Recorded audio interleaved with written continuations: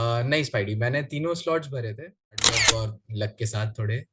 मैंने snap clear किया और फिर अब मैं फर्स्ट ईयर स्नैप क्लियर के बाद एसआईबीएम में एडमिशन लेके आया। Hello guys, welcome to my channel Spidey vlogs. आज हमारे साथ है प्रखर भागवत, जो कि अपना एक्सपीरियंस शेयर करने वाले हैं स्नैप एग्जाम का। ये भी एसआईबीएम के स्टूडेंट हैं 23-25 बैच के, जिनका भी फर्स्ट ईयर चल रहा है और फर्स्ट सेम खत्म भी हो गया है, सेकंड सेम स्टार्ट हो गया है। राइट प्रखर? Right right spidey. प्रखर, जैसे कि स्नैप में 3 स्लॉट होते हैं, तो आपने तीनों स्लॉट भरे थे या फिर किसी कोई एक ही स्लॉट भरा था? नहीं स्पाइडी, मैंने तीनों स्लॉट्स भरे थे। जैसे कि इस बार के 3 स्लॉट्स हैं जिनकी डेट्स है 10, 17 और 22, और आज ऑलरेडी 6 हो चुकी है। तो अब जो दिन बहुत कम रह गए हैं, 3 दिन बचे हैं अगले, मतलब जो फर्स्ट स्लॉट है उसके लिए। तो आप 3 दिन में जो भी तैयारी स्नैप की कर रहे हैं, जो भी इस वीडियो को देखने वाले हैं, उनके लिए आप क्या सजेस्ट करना चाहेंगे कि कैसे वो 3 दिन में अपना रूटीन रखें और बेस्ट से बेस्ट कर सकें? हाँ, ये काफी अच्छा सवाल है श्रेयांश। तो सबसे पहले तो मैं लोगों को यही बोलूंगा जो भी अपियर कर रहे हैं कि शांत हो जाइए। आप पहुंच चुके हैं बहुत पास में अपने मंजिल के। और एक चीज याद रखिए कि अब आपने जो भी कॉन्सेप्ट्स पढ़े हैं, जो भी प्रिपरेशन की है, वो हो चुकी है। आपका एक क्यू, आपका एक लेवल बन चुका है। अब आपको ध्यान ये रखना है कि आपके जो स्ट्रेंथ्स हैं, हो सकता है किसी के क्वांट्स हो, किसी का डीआईएल हो, किसी का कुछ और हो। आपको अपने स्ट्रेंथ्स की सारी चीजें सही करनी है, एक्यूरेटली एंड स्पीड वाइज भी काफी अच्छे से। और आपकी जो वीकनेसेस है, मैंने देखा है कई बारी लोग आखिरी के कुछ दिनों में वीकनेसेस पे बहुत फोकस करने लगते हैं। तो ऐसी गलती ना करें।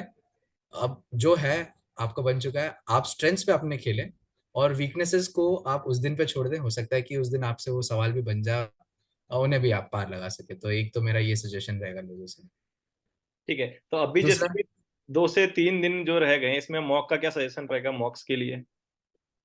देखिए मेरे हिसाब से मॉक्स जो हैं वो एक साइकोलॉजिकल प्रिपरेशन का तरीका है। मतलब अब बचे कुछ दिन में, पहले आप मॉक्स इसलिए देते हैं कि आपका कॉन्सेप्ट आपको पता चलता है क्या स्ट्रेंथ है, वीकनेस है, अब आपको पता चल चुका है। तो अब आपको इस चीज पे फोकस करना है कि आप पहली बात तो मॉक्स आपके उसी टाइम पे होने चाहिए जिस टाइम पे आपके स्लॉट्स हैं। तो आपकी बॉडी भी उस हिसाब से प्रिपेयर रहती है। कई बार हम लंच के बाद एग्जाम्स देते हैं, हमारा माइंड बहुत लेथार्जिक होता है। तो वो सारी बहुत छोटी छोटी बातें हमको ऐसा लगता है कि हम नजरअंदाज कर देते कई बार।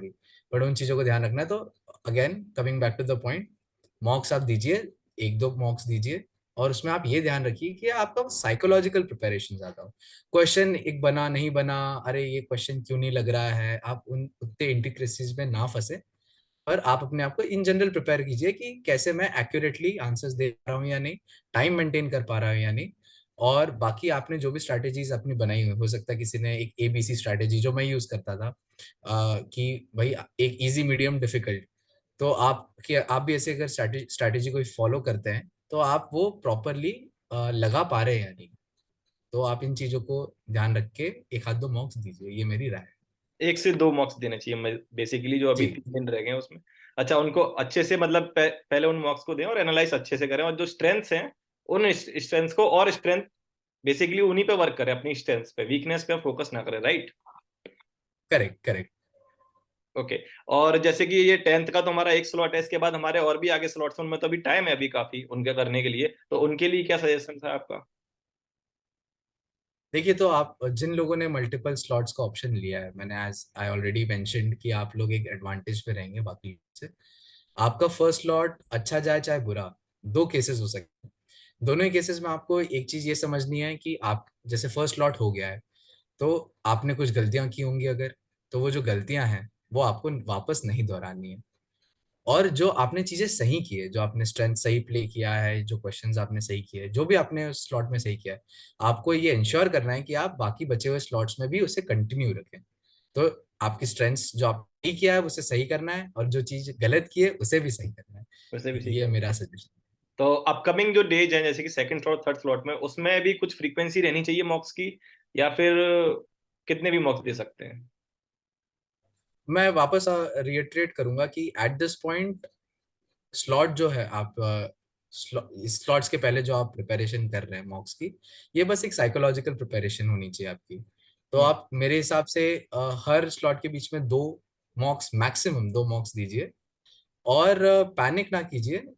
वो मॉक्स इसीलिए देने, जैसे आप टेस्ट प्रैक्टिस जैसे होती है ना, नेट प्रैक्टिस होती है, क्रिकेटर्स भी करते हैं नेट में जाके प्रैक्टिस।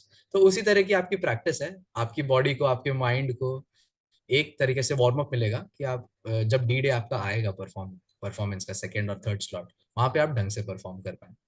तो यही मेरा सुझाव है जो लोग अप्लाई कर रहे हैं इस बार। आपने तीन स्लॉट, तीनों की तीनों स्लॉट्स भरे थे, उसमें आपका बेस्ट स्लॉट कौन सा रहा था जिसमें आपका स्कोर बनाओ सबसे अच्छा? तो मैंने जब दिया था मेरा सेकंड स्लॉट में हाईएस्ट मार्क्स आए थे। और आप लोगों को पता ही होगा जो लोग अभी एग्जाम दे रहे हैं कि नॉर्मलाइजेशन होता नहीं है, तो हम्म। बेस्ट मार्क्स को कंसिडर करते हैं स्नैप के लिए। एंड मोस्टली मैंने देखा है लोग सेकंड स्लॉट नहीं भरते हैं, क्योंकि मुझे याद है पिछले साल आईआईएफटी के साथ उसका डेट क्लैश हो गया था और काफी लोगों ने कहा था कि नहीं, आईआईएफटी पे फोकस करना चाहिए। इस बार बट तो आईएफटी कैट में चला गया, बचा ही जी जी, नहीं। तो हो सकता है कि इस बार ऐसा ना हो। बट हाँ, तीनों स्लॉट भरने के कारण I was at an advantage, मेरा सेकंड स्लॉट अच्छा जाने के कारण। और बाकी सारी चीजें सही होने के कारण आई कुड कम। के लिए सब अपना स्ट्रेस एक तरफ रख दें, जो कि काफी मुश्किल होता है जो एग्जाम देता है उसके लिए। फिर भी बिल्कुल। कोशिश करें कि स्ट्रेस एक तरफ रख के टेंशन फ्री होके दें, मैक्स टू मैक्स स्कोर करने का कोशिश करें। और जिनके पास मल्टीपल स्लॉट्स है उनके पास एडवांटेज तो है ही। बाकी अगली वीडियो में मिलते हैं गाइस, इंटरव्यू के एक्सपीरियंसेस के साथ। और जो भी हमारे स्टूडेंट है जो मेरे साथ अभी पढ़ रहे हैं, मैं खुद भी अभी SIBM का ही स्टूडेंट हूँ, तो और भी लोग स्टूडेंट्स का मैं यहाँ पे एक्सपीरियंस शेयर करूंगा अपने चैनल पे। तो हमारे चैनल से जुड़े रहिए, लाइक शेयर एंड सब्सक्राइब कीजिए।